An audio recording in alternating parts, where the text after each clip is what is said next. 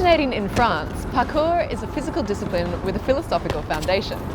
Its practitioners, known as traceurs or traceuses, teach themselves to navigate obstacles with speed, efficiency and grace. With me today under the Brooklyn Bridge is Pyro. What made you want to get involved in parkour? I saw a documentary about 3 years ago called Jump Britain on TV.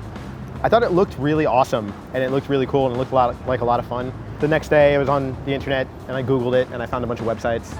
The visual aspect of it got me interested, and then the philosophy behind it kept me interested. A lot of your moves look really risky. You're jumping off big buildings and over big gaps. How do you handle the fear factor?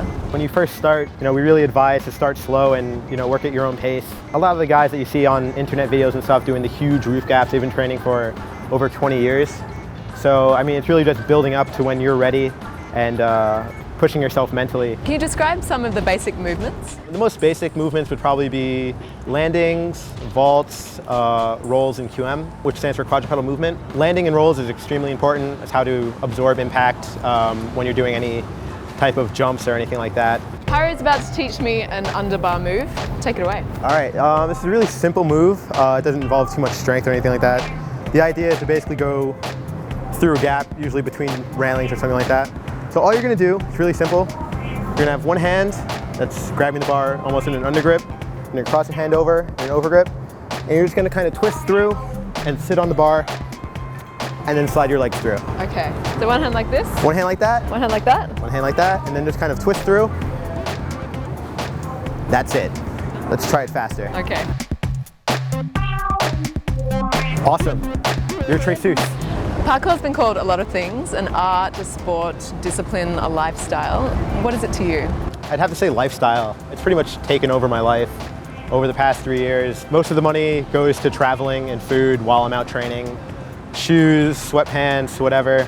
A lot of times, when you have to overcome those fear, like the fear in movement and stuff, it can, go over to any mental fears you have, any social fears. I know when I first started, I was really shy. I learned how to be a little bit more social, a little bit more friendly with people. Some people do consider it a sport, some people do consider it discipline. Unfortunately, there are a few people who get into it because they know, it's almost like a new market to get into. There are sponsorships, available. So sometimes people get into it for the wrong reasons, but I'd like to think that parkour is only for yourself. How can beginners get involved? It's really simple. We have a website, nyparkour.com. You can come and check it out. We hold classes now twice a week. Come out. It's really intense workout, really great conditioning. As far as I know, there are actually a good amount of people in New York that train that we don't even know about. They just train by themselves, and that's great that they're able to do that. I'd like to think that it's a good thing that the more mainstream it becomes, the more accepted it becomes. So that's parkour, where you find an obstacle and work out the fastest path to overcome it. I'm Morton, and you've been watching Rocketboom.